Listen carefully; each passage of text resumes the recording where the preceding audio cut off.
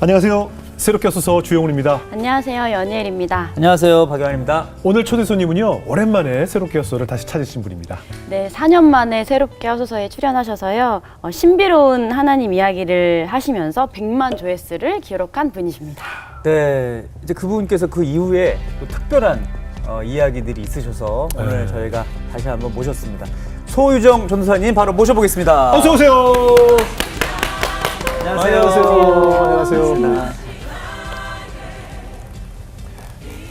잘 지내셨죠? 네, 네, 잘 지냈습니다. 네, 반갑습니다. 반갑습니다. 지난 2022년 네. 새롭게 와서를 다시 찾아주셔서 조회수가 많이 나왔더라고요. 그 지난번 우리 전도사님 출연하실 때도 저도 네. 함께 있었잖아요. 네, 네. 오늘 보시는 분들 중에 네. 혹시 그 모르시는 분들 중에 조금 설명을 한번 네네. 드릴게요.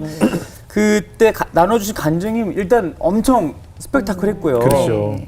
일단 그 과거에 조폭이었던 남편과 결혼을 했다가 폭행으로 이혼한 그런 내용들도 나눠주셨고, 또 아들 한 명과 살면서 힘드실 때 건물 7층 높이의 다리에서 떨어졌는데 네. 천사 같은 존재가 보였고, 정반대 위치에 모래더미로 떨어지면서 극적으로 살아가셨습니다. 그렇죠? 네, 네. 이후에 뜨겁게 하나님을 만나시고 또 국악 찬양 사역자로서 이렇게 지내시고 계십니다. 네. 네. 혹시 못 본 분들을 위해서 네. 저희 이제 그 유튜브 보면 지금 여기 상단에 뭐가 이렇게 조그맣게 글씨 제목이 있을 거예요. 네, 네. 그걸 누르시면 예전 영상을 먼저 복습하고 이 방송을 보셔도 된다는 거. 네, 네. 예, 이렇게 또 편집할 수 있게 제가 도와드리도록 네, 하겠습니다. 감사합니다. 굉장히 많은 분들에게 은혜가 됐는데 네. 이제 지난 4년 동안 네. 또 저희가 못 본 사이에 또 많은 일들이 있었나 봐요. 네. 정말 하나님 은혜로 잘 지내고 있었는데 네. 제가 방송하고 한 4개월 있다가 저희 큰 아이가 교통사고로 하나님의 부르심을 받았어요. 그래서 너무 그 참척이란 고통 아시잖아요. 너무 고통 가운데 지냈지만 또 그 고통 이후에 하나님께서 역사하셔서 위로하시고 말씀으로 인도해 주신 그 열매들이 너무 아름답기 때문에 다시 한번 또 증거하자고 하셔서 네. 네, 나오게 됐습니다. 네. 네. 오늘 또 그동안 하나님 주신 은혜 나오셔서 대단히 감사하고 네. 또 굉장히 가슴 아픈 이야기를 네. 또 꺼내야 하니까 저희가 네. 또 잘 부탁드리겠습니다. 네. 그 전에 출연하셨을 때 이제 아드님과 관계가 좋지 않다고 하셨는데 새롭게 와서 방송 이후엔 좀 회복이 있었나요? 네, 제가 첫 번째 간증에서 보시면 제가 잠깐 그 아이 아빠하고 문제가 있어가지고 네. 이혼하게 되면서 아이를 잠깐 떨어뜨려 놓은 적이 있었잖아요. 네.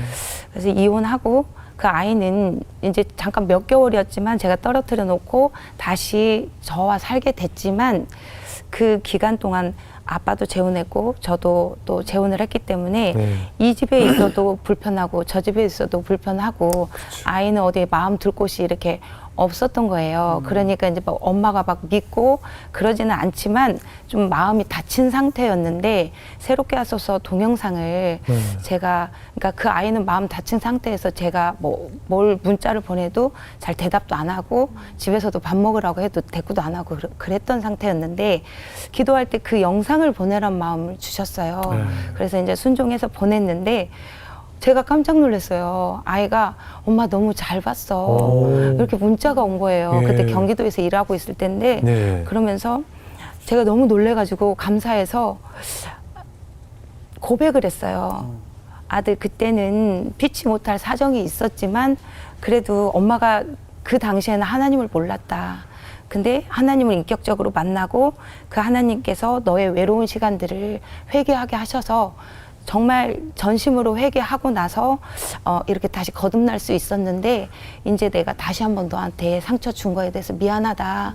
그리고 내가 세상에서 너를 제일 많이 사랑한다. 네. 이렇게 고백을 했더니 아들도 엄마 나도 엄마를 세상에서 가장 많이 사랑해. 그렇게 얘기하면서 그 고속도로에서 친척 형이 이렇게 일하던 회사였거든요. 네. 거기에서 일을 했는데 그때 그 사고 나던 날 전주로 내려오기로 한 날이었어요. 엄마보러? 네, 관계가 되게 좋아져서 잘 지내면서 내려오기로 한 날이었었어요. 그날이. 예. 근데 이제 그런 사고를 당한 거죠. 그 소식을 어떻게 접하신 거예요? 제가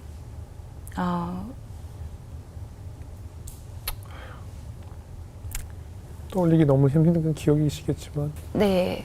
그날 그러니까 우리 핸드폰에 보면 이렇게 뉴스 같은 거 사고 뭐 네. 속보 이런 걸 띄워주잖아요. 네네. 근데 그날 아침에 사고 소식이 뜨는 거예요. 네네. 그래서 잠깐 클릭을 했는데 고속도로에서 사고가 나서 5명이 이렇게 사고가 크게 났는데 그중에 2명은 사망하고 2명은 뭐 크게 다쳐서 뭐 의식이 없고 예. 1명만 살았다. 예. 이런 뉴스를 보면서 예. 참 나이대가 되게 젊다 그러면서 너무 가슴이 아팠어요. 그때 네, 당시에도.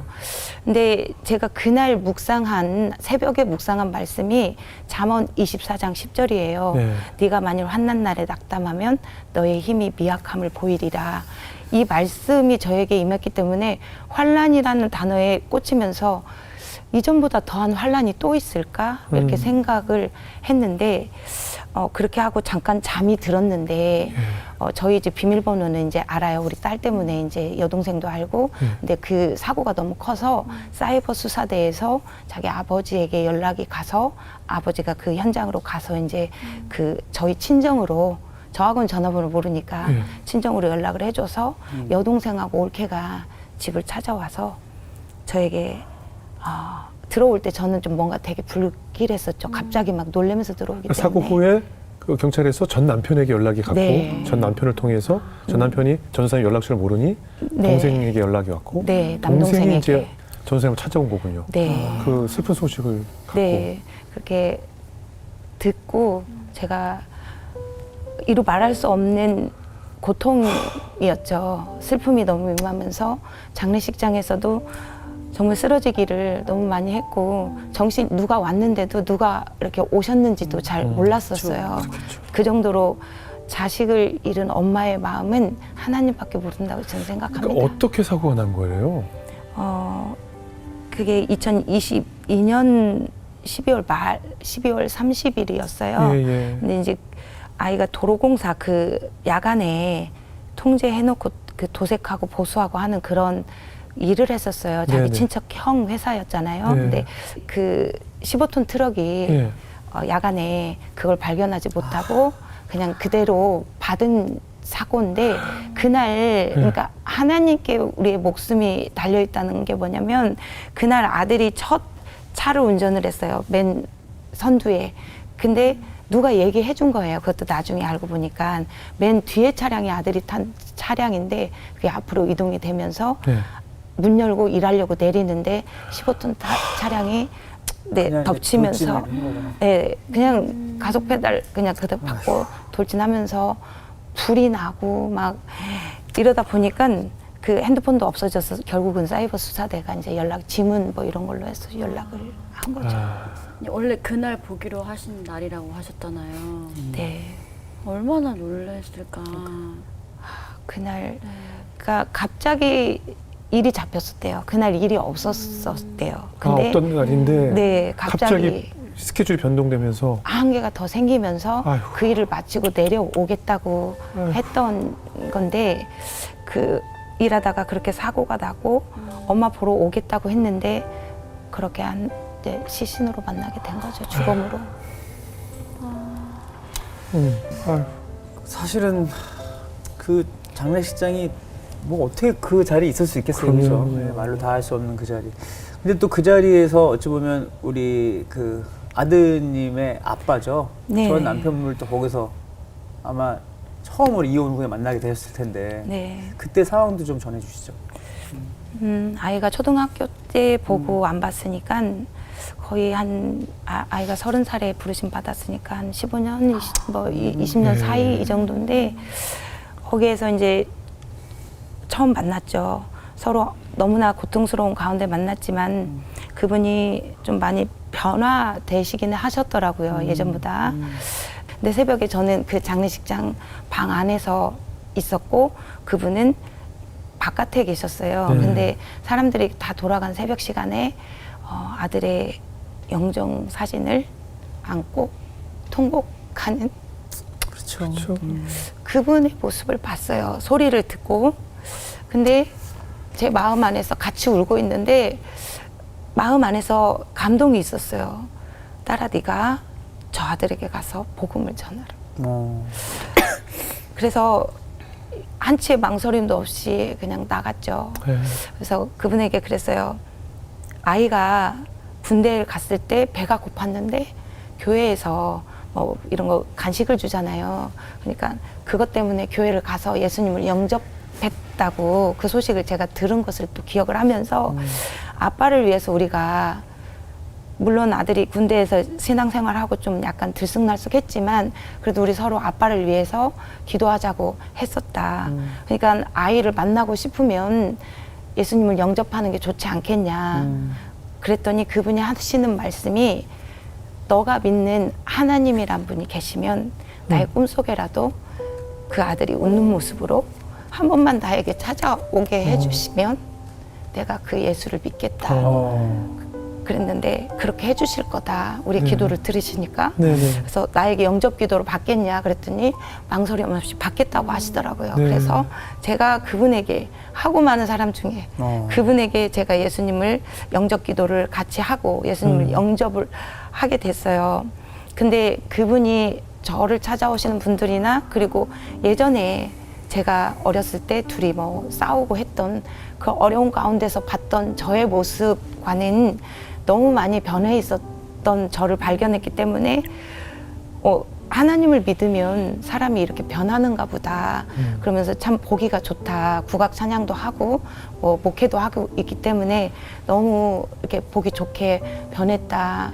기쁘다 그렇게 말해주면서 예전에 자기가 저에게 폭력을 행사하고 고생을 하게 했던 것을 용서를 구한다고 하면서 미안하다고 그리고 그 아이의 고모도 자네가 고생을 너무 많이 해서 미안하다고 그렇게 하나님이란 분을 스며들게끔 하나님이 그렇게 일을 하셨죠. 네. 그러니까 결국은 나의 변한 모습을 보고 또 이런 슬픔 앞에서 그래서 하나님과 함께 기도하고 복음을 받아들이게 되셨고. 네, 네. 아이고. 근데 뭐 장례를 치러본 분들은 아시겠지만 이 슬픔이라는 것이 고인에 대한 또 그리움과 슬픔이 장례를 치르는 동안은 사실 좀 경황이 없다가 모든 것을 다 마치고 내 현실로 다시 돌아왔을 때 그 공허함 속에서 진정한 슬픔이 다 찾아오거든요. 네. 전도사님은 어떠셨어요? 이루 말할 수 없었죠. 그럼요. 아유, 못해 주었던 것만 그렇죠. 계속 떠오르면서 너 마음속에 들어오는 이야기들 예전에 그 극단적인 선택을 할 때 들어왔던 그런 마음속에 깊은 소리들이 들리면서 너의 아들이 너 때문에 죽었어. 네가 이혼해서 죽었어. 네가 인생을 잘못 살았기 때문에 죽었는데 예.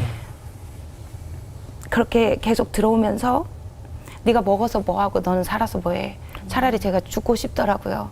그 정도로 죄책감이란 게 다가왔어요. 그러면서 제가 그 죄책감을 이기지 못해서 너무나 이렇게 극도로 잠도 자지 못하고 먹지도 못하고 그 뼈만 낭상한 채로 그렇게 고통 가운데 머물게 됐었죠. 예. 근데 그런 말로 다 할 수 없는 상황 속에서 오히려 전수사님 안에 그 아들에 대한 어떤 특별한 깨달음? 새로운 깨달음이 있었다는 얘기를 들었어요. 어떤 내용일까요? 네.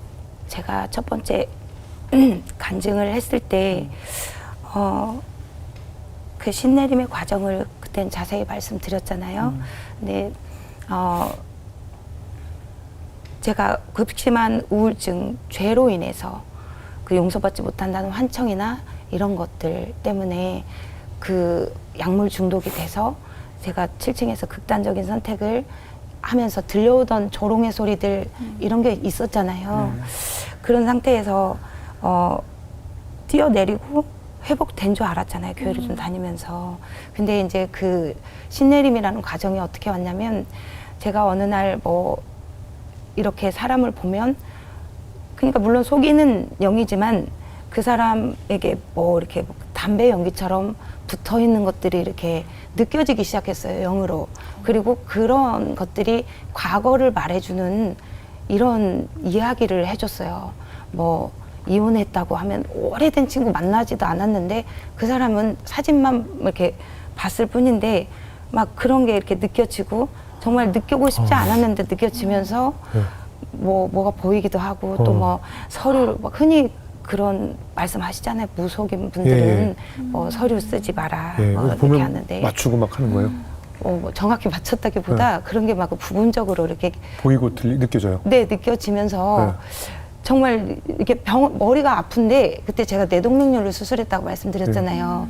근데 수술을 했음에도 통증이 사그라들지 않는 거예요. 그래서 이제 병원도 응급실도 많이 갔고 계속되는 그런 것 때문에 이제 좀 약간 정신 이상자로 보기도 했는데 저희 이제 가족 중에서 근데 저희는 3대째 불교 집안이었기 때문에 믿지 않았기 때문에 그리고 그때 당시에는 신내림 받을 당시에는 제가 교회를 나가지 않고 딱 한두 번 갔다가 믿음이 없었던 상태에서 받은 거예요. 그래서 이제 그 고통 가운데서 언니가 그 얘기를 하는 거예요.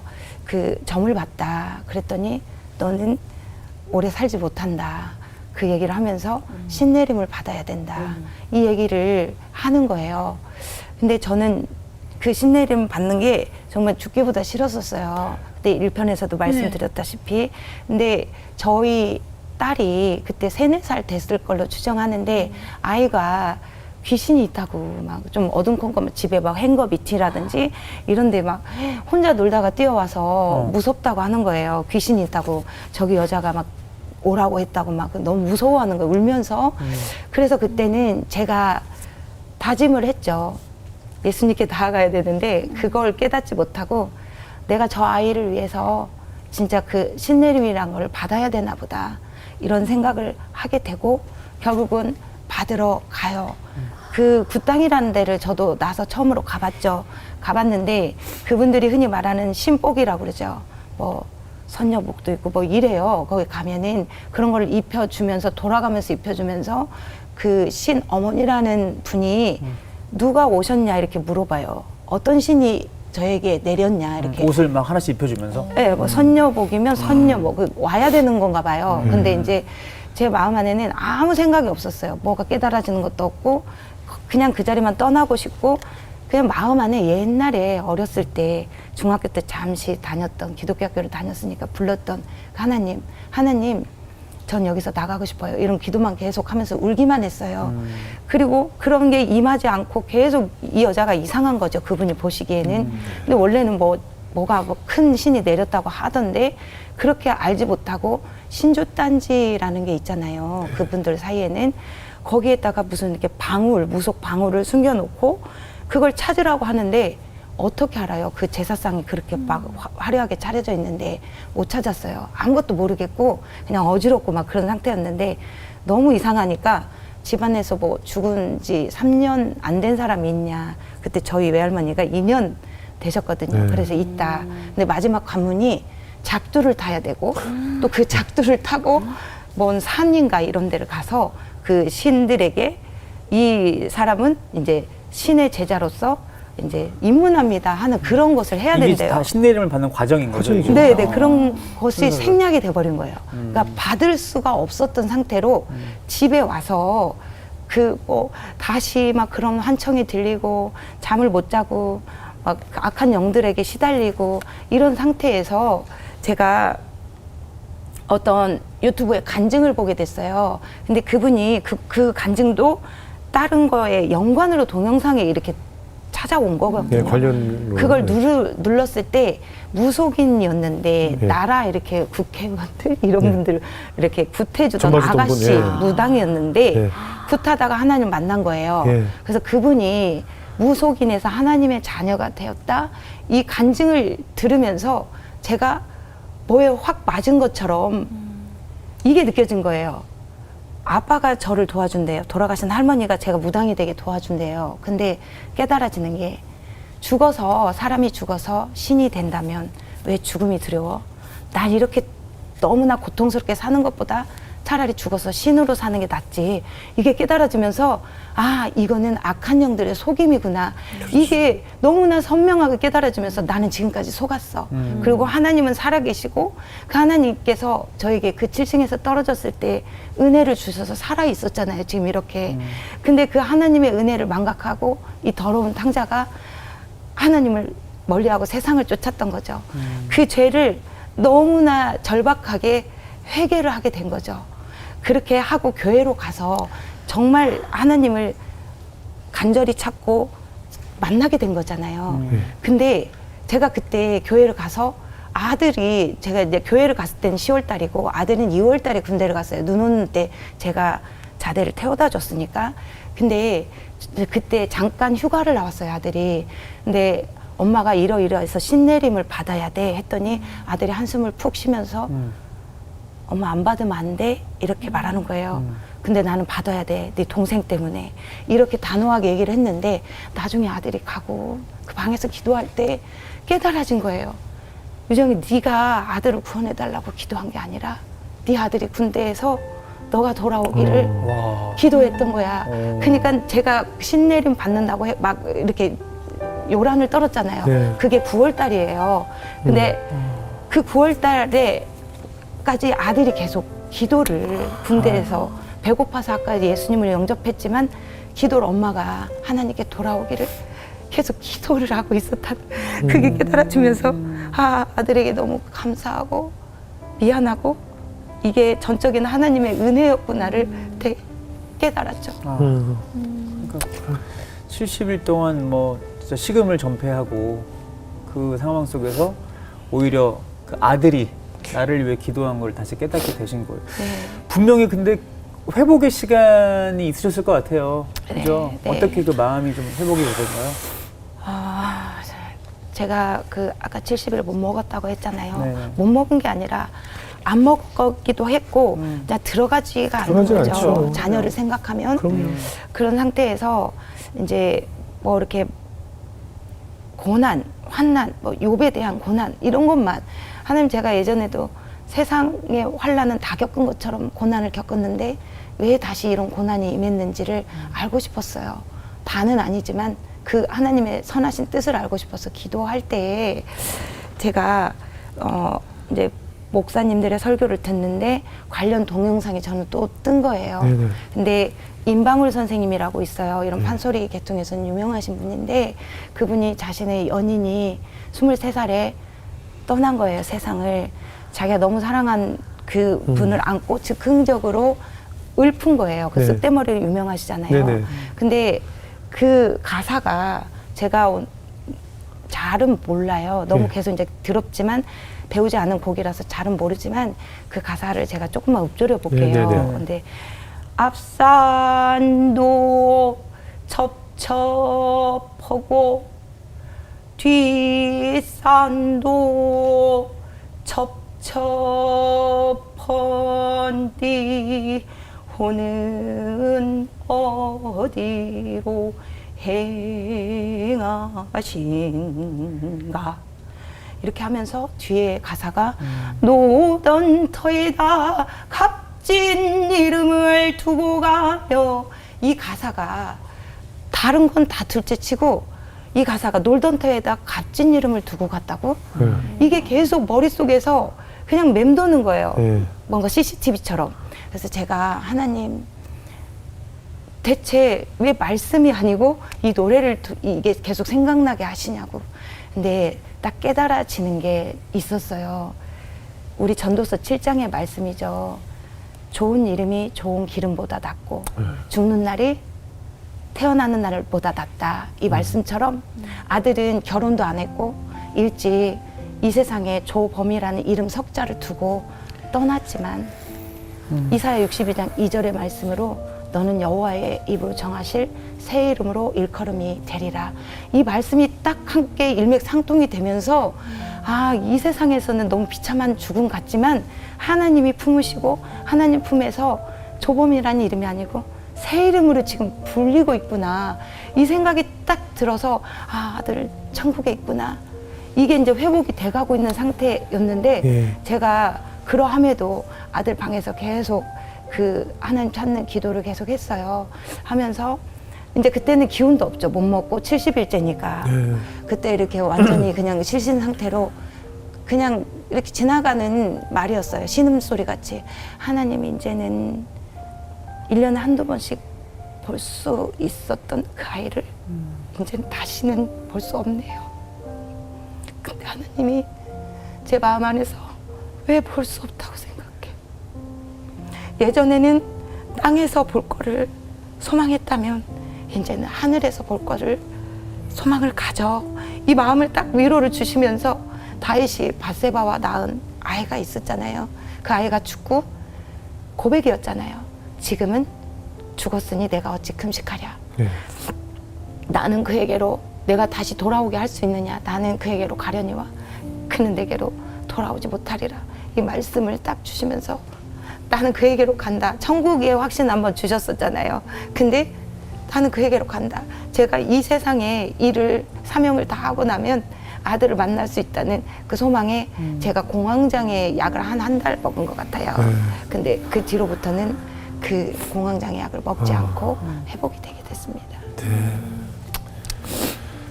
눈물 좀 닦으시고 죽어 네. 또 세상 떠난 아들 생각하면 얼마나 또 가슴속에 꼭꼭 묻어두던 기억들을 다시 꺼내야 하니 얼마나 슬픈 이야기인데 그래도 이 귀한 아드님이 네. 우리 전사님에게 귀한 소명을 선물하고 가셨다고 하는데 아들 떠나보낸 이후로 네. 또 어떤 일을 새로 시작하신 건가요?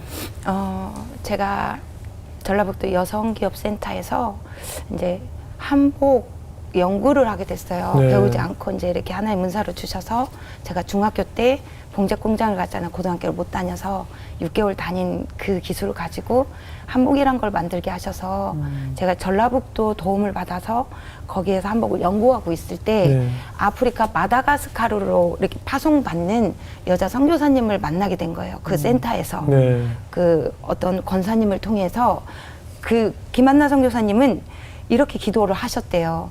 어머니가 전주분이셨고 한복을 하셨는데 마다에 갈 때 그 한복을 입고 갔으면 또 그리고 마다에 한국을 알려줬으면 이런 생각이 머릿속에 있는데 한복이란 게 솔직히 이렇게 좀 비싸잖아요. 값이. 그래서 기도만 하셨대요. 근데 네. 그 권사님이 저에게 부탁을 하시는 거예요. 전도사님 급히 내일 모레 파송을 받으시는데 한복을 좀 만들어 달라. 근데 제가 그때 신대원을 다닐 때였어요. 그래서 안 되겠다고 학교를 가야 돼서 제가 시간이 어렵다. 너무 촉박한 거죠. 네, 어렵다 그랬더니 근데 희한하게 그날 태풍 소식이 있었던 거예요. 네. 그래서 줌으로 수업이 전환이 되면서 그 제가 집에서 그러면 줌 수업 듣고 오랜만에 그러면 좀 편히 있어 보리라 했는데 마음에 굉장히 불편한 마음이 드는 거예요. 그래서 센터로 나가서 한복을 만들기 시작한 거예요.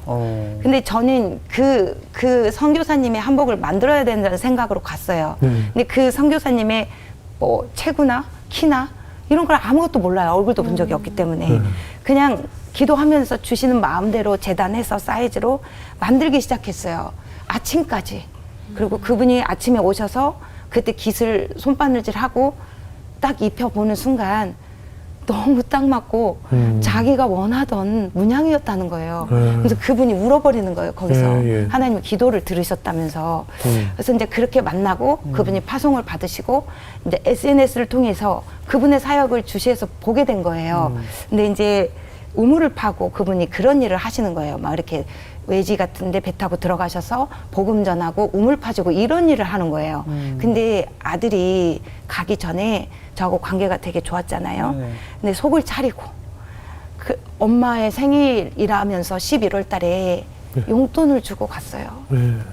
엄마 맛있는 거 사 먹어. 근데 아들이 그 어려운 데서 일을 하는데 그걸 먹을 수가 없더라고요. 그래서 그걸 꼭 가지고 있다가 하나님께 기도를 드렸어요. 하나님, 이 돈을 어디에 쓰시기를 원하시냐고. 근데 그 사역을 보면서 하나님께서 그곳에 네가 우물을 팠으면 좋겠다. 이런 마음을 주신 거예요. 근데 그때 당시에 제가 돈이 좀 부족했는데 어떤 동료 작가를 통해서 정확하게 그 돈을 딱 채워주시면서 제가 그 첫 우물이 시작됐어요. 그걸로 인해서 아프리카 사역이 시작됐고 그 아들은 그 우물이 완성되기 전에 갔어요. 가서 아들 가고 얼마 있다가 그 우물이 완성됐을 때 그 우물에서 빨간 치마를 입고 물을 기르는 소녀를 보고 제가 오열을 했죠. 아, 그렇겠네요. 그랬겠어요. 그럼 이제 지금까지 계속 그 일이 이제 이어지고 있는 건가요? 네. 어쩌면 그 제가 아들의 장례를 치를 때 주신 마음이 있었어요. 네. 우리 예수님께서 우리 죄를 위해서 죽으셨잖아요. 네. 세마포를 입으시고 무덤에 누이셨던 내 아들의 입관 예배를 드리는데 수의를 입고 아들이 나오는데 너무 이제 오열을 했죠. 하는데 그 평온한 가운데 잠든 아들의 모습을 보는 순간 예수님의 모습, 그 예수님도 30살에 공생애를 시작했는데 아들도 30살에 부르심을 받았잖아요. 네. 이게 오버랩이 되면서 30 공생애가 시작됐다. 영원한 공생애다. 근데 시편 110편 3절의 말씀이었어요. 주의 권능의 날에 주의 백성들이 거룩한 옷을 입고 즐거이 헌신하니 새벽 이슬 같은 주의 청년들이 주께 나오는도다. 그러면서 많은 영혼들을 하나님의 선교에 우리 저와 아들이 동참되었다는 것을 깨닫게 해주셨는데 그거를 통해서 아프리카 우물이 하나 시작됐잖아요. 그러면서 지속적으로 이제 그 사역을 계속 이어가게 하셨는데 아들의 어렸을 때 보상을 받으려고 한 것도 아니고 법정 상속인을 정해놓은 것도 아니었어요. 네. 누가 아들이 죽을 것을 알았겠어요. 그렇죠. 그렇겠죠. 근데 이혼을 한 상태에서 법정 상속인 둘이었잖아요. 네. 근데 어렸을 때 아버지는 양육비도 주지 않았고 네. 보험료 한 번도 내주지 않았는데 그 보험금이 좀 그래도 꽤나 많은 돈은 아니지만 그래도 네. 상당수가 나왔는데 예. 자그맣게 든 게 근데 그 부인이 지금 살고 계신 부인이 보험회사를 다녔대요. 아, 근데 이제 꼭 그렇게 해달라는 말이 아니었지만 뉘앙스를 저에게 풍기기를 네. 저는 너무 연약한 상태에 있었기 때문에 약이 오르는 거 있잖아요. 예, 예. 당신들이 나 어려울 때 보험료를 내줬냐, 양육비를 줬냐, 거기에 일도 가담하지 않았으면서 왜 그거를 자기 딸의 목까지 아마도 추구하면 줘야 될 것이다. 이 말을 풍기는 거예요. 아들의 보험금. 아들 보험금으로. 아들의 사망보험금을. 사망보험. 네, 그래서 제가 약이 오르면서 하나님께 기도를 울면서 한 거예요. 하나님, 저는 절대로 줄 수 없다고. 저 사람들이 나에게 해준 것도 없고 아들의 이 죽음이 어떤 죽음인데 그렇죠. 이거 아들의 생명이고 피값이다. 전 절대로 줄 수 없다. 네. 이렇게 막 울부짖으면서 기도를 하는데 하나님께서 저에게 유정아, 네 아들이 가지 않았다면 그 돈은 없었던 거잖아. 그러시면서 그게 깨달아지면서 아 그렇구나. 아들을 부르시지 않았으면 그 돈은 없었던 돈인데 내가 왜 욕심을 내지? 이런 생각이 들면서 하나님 제가 법대로 다 하겠습니다.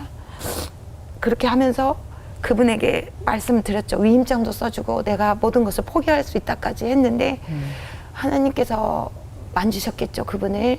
그 아이 아빠가 위임장을 전부 써주셔가지고 그 보험금의 1원도 그분이 쓰지 않으시고 다 저에게 받게 하시면서 그 돈으로 마다가스카르나 아프리카 남부나 거기에 교회 지금의 미션 센터 세워진 교회 개척했잖아요. 그러니까 3개의 교회가 봉헌이 됐고 지금 15개 우물이 봉헌이 됐고 십자가의 등이나 이런 것들을 저희들이 섬기고 있습니다.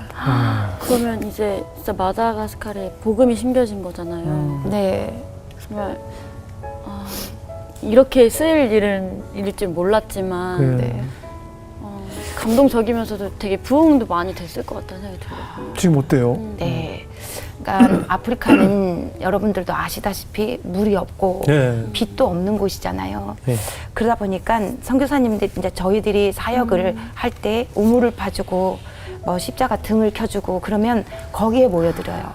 우물을 파면 그 근교에 사람들이 다 모여들어서 뭐 1,500명, 2,000명 이 정도 이렇게 물을 같이 먹고 또 거기에 저희가 이제 땅을 사 드렸거든요. 거기에 교회가 들어서고 학교가 들어서고 했기 때문에 애들이 그곳에 와서 자연스럽게 복음을 받아들이면서 그 우물 사역이 단순한 우물이 아니라 생명을 살리는 하나님의 말씀 생명수가 된 거고 그렇게 계속 이어지는 거였어요. 네. 근데 제가 그렇게 이어지는 사역을 보면서 아들이 준 그 아들의 보상금으로 진 첫 교회가 처음에 그 봉헌이 되었잖아요.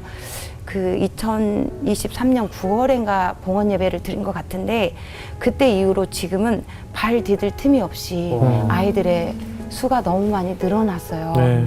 그래서 그 시편 110편의 3절의 말씀을 정말 이루시지 않았나. 네. 지나고 보니까 하나님의 말씀은 이루어진다는 것을 제가 다시 한번 깨달았죠. 아들의 생명이 귀한 열매를 맺게 되는 역사를 시작했네요. 오랜만에 나오셔서 좀 가슴 아픈 얘기를 전해주셨는데 지금도 많은 가족과의 사별로 또 억울한 죽음으로 또 때론 갖은 사고로 가슴 아리하고 계실 많은 성도님들 이 방송 보실 텐데 네. 70일간 그 식음을 전폐하시면서 흘렸던 눈물이 얼마나 많겠습니까? 지금도 그 눈물을 흘리고 있을 분들에게 어떤 위로를 전하고 싶으세요? 저도 그 고난 당할 때는 고난의 모양이 정말 힘들고 혼자 우는 것 같고 너무나 아팠지만 우리 로마서 5장의 말씀이죠. 우리가 환난 중에도 즐거워하나니 환난은 인내를, 인내는 연단을, 또 연단은 소망을 이루는 줄 아는데 아멘. 그 소망을 가질 때 그 소망이 우리를 부끄럽게 하지 않은 것은 우리에게 주신 성령으로 말미암아서 하나님의 사랑이 우리에게 구원 바 대민이라 이렇게 하나님이 약속하셨잖아요. 네. 그래서 그 십자가 위에서 그 공생애로 시작하셔서 우리의 구원을 위해서 죽으셨던 예수님의 그 사역이 우리를 사랑함으로 인해서 시작된 거잖아요. 아들의 죽음처럼 예수님의 죽음은 가히 말로 표현할 수 없는 하나님의 아들이신데 그렇게 죽으셨잖아요. 그분이 우리를 그렇게 사랑하신대요. 그걸 성령을 통해서 알게 해주시고 그 눈물의 기도는 반드시 주님이 외면하지 않으신다는 거. 네. 그리고 합력하여서 선을 이루신다는 거. 그래서 지금은 너무 고통스러우시겠지만 인내더라고요. 결국은 그 환난 가운데 눌리는 고통 가운데 인내. 그래서 여러분들이 너무 힘드시겠지만 그 주님의 사랑을 힘입어서 조금만 더 힘을 내주시라고 예. 네, 말씀드리고 싶습니다. 앞으로 그 우물에 그 아드님 이름도 좀 같이 이렇게 새겨놨으면 좋겠네요. 아, 네, 네, 새겨주셨습니다. 하나님. 네, 그 새겨주셨죠. 네. 그래서 그 아드님의 귀한 생명이 이렇게 척박한 땅에 생명을 이어나갈 수 있는 우물로 이어지고 있다는 것이 네. 또 그곳 현지인들에게도 전해줘서 많은 열매를 맺고 있다는 것을 많은 분들이 또 공감했으면 좋겠다는 생각이 들었습니다. 네. 저 가슴 아픈 얘기를 오랜만에 나와주셔서 나눠주셔서 대단히 감사합니다. 연일자매 오늘 어떻게 들으셨어요? 저는 다시 열매 맺게 해주셨지만 그럼에도 불구하고 다시 꺼내기 너무 어렵고 힘든 이야기를 나누어 주셔서 너무 감사드리고 저는 그 말씀이 생각났어요. 그러므로 이제 그리스도 예수 안에 있는 자에게는 결코 정죄함이 없나니 네. 이는 그리스도 예수 안에 있는 생명의 성령의 법이 죄와 사망의 법에서 너를 해방하였다는 그 말씀 있잖아요. 제가 1편을 보면서도 느꼈던 게 항상 어떤 일이 일어나면 우리에게 안 좋은 일이 일어나면 나의 죄 때문에 내가 뭘 잘못해서 나의 무언가로 인해서 그런 일이 발생했다고 느껴지게끔 죄책감을 주지만 우리 하나님께서 우리 예수님께서 이미 십자가에 못 박혀 죽으심으로 그 모든 것을 이겨내셨고 승리하셨는데 오늘도 이야기를 들어보니 너무 그런 악한 영들의 그런 정죄하는 판단하는 소리들이 우리를 너무 힘들게 한다는 생각이 들었어요. 그래서 그런 것에서 정말 진짜 예수님을 제대로 알아야 되겠다는 그런 깨달음도 얻었고 지금은 우리가 알 수 없지만 우리가 천국에 갔을 때 물어볼 수 있을 것 같아요. 하나님 왜 이런 일이 저에게 생겼나요? 네. 그렇게 또 고백되어지는 그래서 앞으로도 그냥 이렇게 매 순간순간 말씀 의지하면서 열심히 사역하셨으면 좋겠습니다. 네, 아멘입니다. 감사합니다. 박연 목사님. 네. 오늘 소유준 전사님이 나눠주신 것처럼 뭐 지난 방송도 그랬지만 이게 무속인이 또 어떻게 될 수도 있는 그런 상황이었잖아요. 그렇죠. 근데 이렇게 다시 얘기를 들어보면 그 무속 그 계통에 종사하는 분들도 그 수법이 너무 뻔한 것 같아요, 항상. 뻔하죠. 네, 그러니까 막 고통 있고 뭐 이런 하러 오면은 그 신내림 받아야 된다 네, 이러면서 일단 다 돈 많이 더 요구하고. 그러니까 돈 요구하고 그 연약함을 통해서 이 사람의 네. 어떤 영혼을 네, 가져가려고. 맞아요. 네. 그런데 지금도 사실 수많은 사람들이 아파하면 나한테 내 인생에 왜 이런 일이 일어났나. 그러다가 이제 뭐 마음이 공허하니까 전 보러 갔다가 다시 내림 보고 이렇게 되는 거잖아요. 근데 우리는 그 귀신의 영을 받는 사람이 아니라 하나님의 영이 임한 사람들이잖아요. 아멘. 네, 이제는 전도사님을 통해서 곳곳에 아파하는 사람들이 늘 해왔던 악한 영들에게 유혹당하는 게 아니라 네. 이제 전도사님을 살리고 네? 그 앞으로도 살리실 하나님의 영을 네. 더 인생으로 좀 전하는 분이 되길 저희가 함께 기도하도록 네, 하겠습니다. 아멘. 아멘입니다. 감사합니다. 우리가 네. 100세 시대라는 얘기를 하면서 우리는 당연히 나는 그래도 90세까지 살지 않을까라는 막연한 기대들을 갖고 있지만 하나님이 우리를 부르는 때가 내 기대와는 다르게 또 내가 생각하는 생각과 다르게 하나님이 갑자기 부를 때도 있고 누구는 태어나자마자 그 생명을 걷어가는 경우도 있습니다. 그 단면의 사건만 봤을 때는 도대체 왜 이렇게 짧은 생만 우리 아들에게, 내 딸에게, 나에게 허락하시냐고 우리가 원망을 할 수 있으나 그 단면의 사건이 아닌 전체적인 스토리를 놓고 봤을 때 하나님께서 그 생명을 세상에 보내실 때부터 어느 정도 기간을 정하지 않으셨을까. 그 생명을 통하여 하나님이 일하고자 하시는 그 목적이 다 이루어졌을 때는 하나님이 부르시는 것이 우리 생명이 아닐까 하는 생각을 저는 하고 갖고 있습니다. 그 귀한 아들이 짧은 생을 살다 갔지만 어머니에게 또 얼마나 많은 영향을 주었고 또 아버지에게 귀한 복음의 통로 역할을 하게 되었고 네, 아멘. 이제 그 생명을 통해서 또 저 머나먼 상상치도 못한 아프리카 땅에 우물을 심게 하고 그 우물을 통해서 많은 생명을 살리는 일에 그 생명이 쓰여졌다는 것이 하나님의 계획이 아니셨을까. 인간적인 우리의 생각으로는 너무나 아쉽고 속상하고 안타깝지만 하나님의 큰 나라의 를 봤을 때는 그 역시 그 생명도 하나님께 귀하게 하나님이 사용하셨구나 하는 생각이 듭니다. 그래서 우리의 생명은 항상 다 유한하다는 것을 우리는 알고 있고 그렇기 때문에 늘 우리는 언제든 떠날 준비를 하고 있는 건 아니겠습니까? 이렇게 귀한 아들을 통해서 전사님 느끼셨던 이런 사랑과 짧았지만 아쉬웠던 이 마음들 많은 사람들 위로해 주시면서 앞으로도 그 복음 전하시면서 지금의 그 우물이 아프리카 전역에 널리 퍼져나갈 수 있는 그런 운동이 되기를 저희도 같이 기도하겠습니다. 네, 아멘. 오늘 귀한 말씀 나누셔서 고맙습니다. 네, 감사합니다.